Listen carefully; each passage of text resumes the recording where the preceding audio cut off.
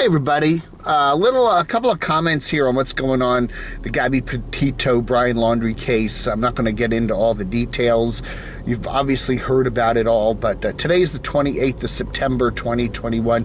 The thing I want to talk about today is, again, I'm not going to brag about this, but I've been covering news for years.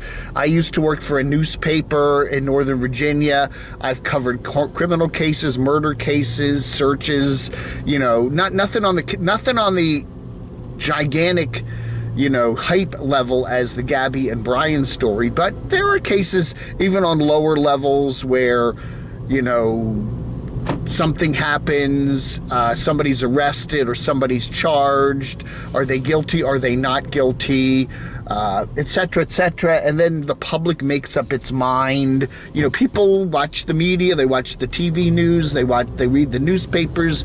Everybody makes up their mind the way a person looks. Oh yeah, he looks like, he did it, she did it, whatever. Everybody's their little, and then the media pundits, So what's happening here in the Brian and Gabby case? And again, everybody's made up their minds already. I mean, they have. We already have people assuming what happened and this and that.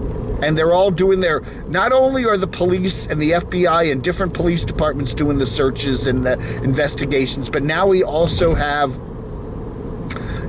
Dog the Bounty Hunter and John Walsh and all these other private entities that have come in and, doing their thing, and media coverage and media speculation and Fox News and people bloviating on television about who and this and that and what and that and that and that. And this story has not only become a hype level, but it's also become a political story. Politics and the police. What happens here. What's going to happen here if whatever happens, the police don't charge Brian directly with Gabby's, homicide. People are going to say, hey, the police are inept, the police are whatever, are being influenced by this, the police are that. So the police now have not only just looking for the truth, but, in a way they kind of really want to nail this guy. They really want to nail this guy because it'll look good for the police, whether it's the FBI, the local police, whatever. We got the criminal. Now, again, we still honestly do not know all the facts about what happened here and what's going on. One of the things, one of the movie directors I've always liked is Alfred Hitchcock. And one of the reasons, if you're an Alfred Hitchcock fan, a lot of his movies have this theme where an innocent man is seen by everybody as the guilty person. Hitch had a thing about that, that, if the police think you're guilty, that's about 2/3 of it. Even though here in the States, the good old US of A, we have this thing where you're innocent till proven guilty. In other countries, they don't have that. You're guilty till proven innocent. And he talks about, Hitchcock does that in a lot of his movies.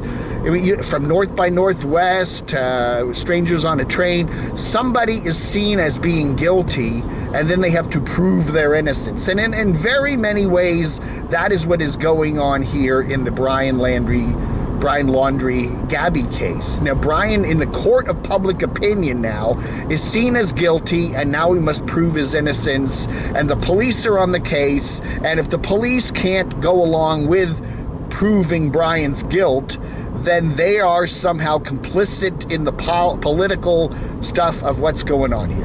They're either inept or they're just somehow covering things up because so-and-so's parents are so connected, whatever.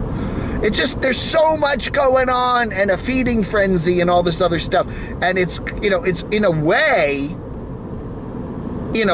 what's going on is probably beneficial to Brian's case because there's so much conjecture and so many cross investigations and so much leakage going on about investigations because of media coverage and media, the New York Post wants to be first with a story, or WFLA News Channel 8 wants to be first with a story, Pardon me for my camera there, I apologize.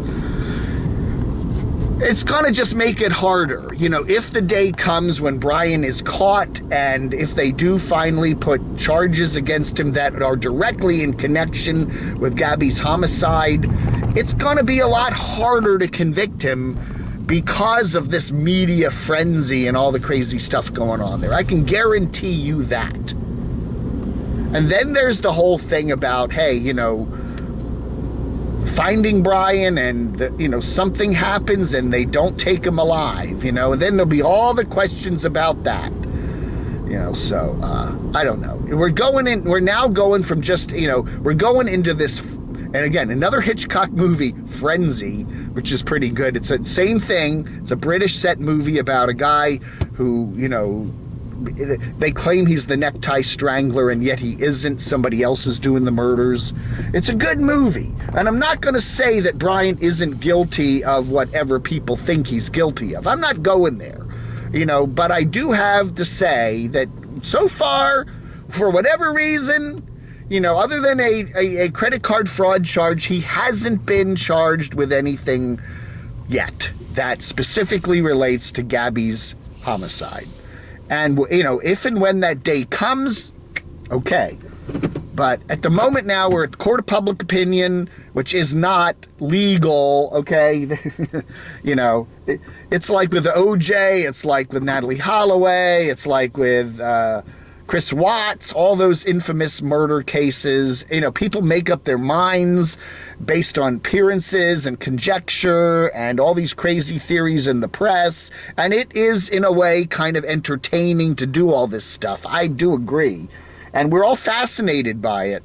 But in a way, it's kind of going to turn into a giant mess, And if that day comes when they capture Brian and bring him into court and charge him with something more specific in this case, there is so much media coverage and so much crazy stuff, and the police have made mistakes. I think the FBI's made mistakes, a lot of mistakes that have already been made.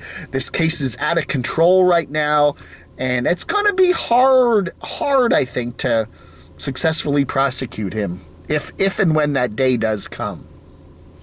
Just politics, police efficiency, this whole stuff is, the media's coverage, and everybody's their judge and juror. Everybody's the judge and juror, right? I don't know, man. It's, again, this happens every now and then with cases. It happens even with lower level cases that we don't all know about because they're locally covered. But it's not an uncommon thing to have all this stuff going on. But it probably is going to make it harder in the long run to prosecute Brian. And then if he does get convicted, have a conviction that will stick.